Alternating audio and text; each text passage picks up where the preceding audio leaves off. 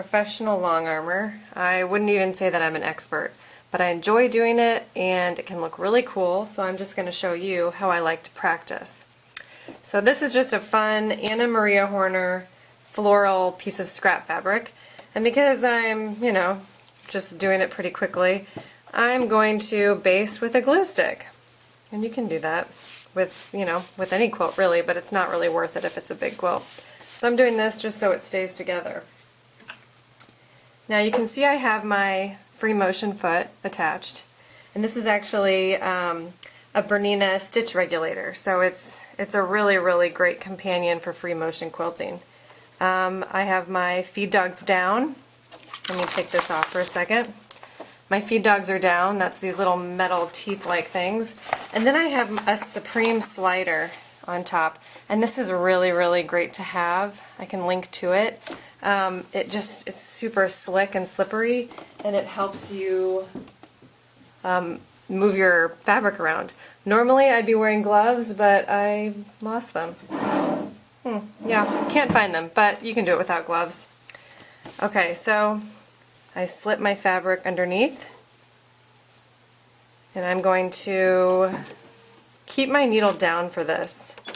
First I'm going to pull up that bobbin thread, that bottom thread. So both threads are on the top, right here, just like this. And I'm going to lock that stitch just by sewing a couple times. And now I'm just going to go for it slowly. I'm going to move my fabric because I have total control, and I'm just going to start outlining this flower.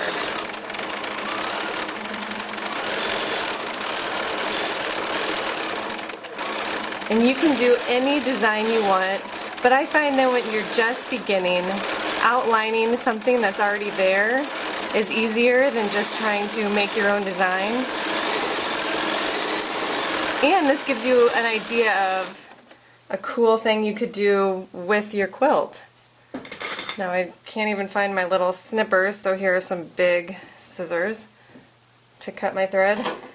And I suggest practicing on a small little quilt sandwich. Don't practice on a big quilt. You're going to get frustrated and then you're going to quit. And you don't want to quit because this is really fun if you can keep practicing and, and getting better at it.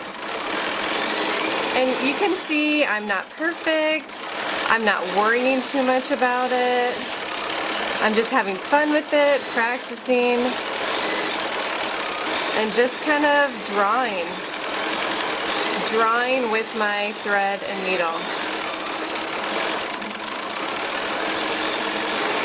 The biggest mistake you can do is quit before you practice very much. Because nobody is good at this when they first try it out. Nobody. And so you just give yourself some time to play. And when you're finished, lock that stitch by going up and down a couple times. And then you can pull up. Whoops. You can just cut it. Just like that.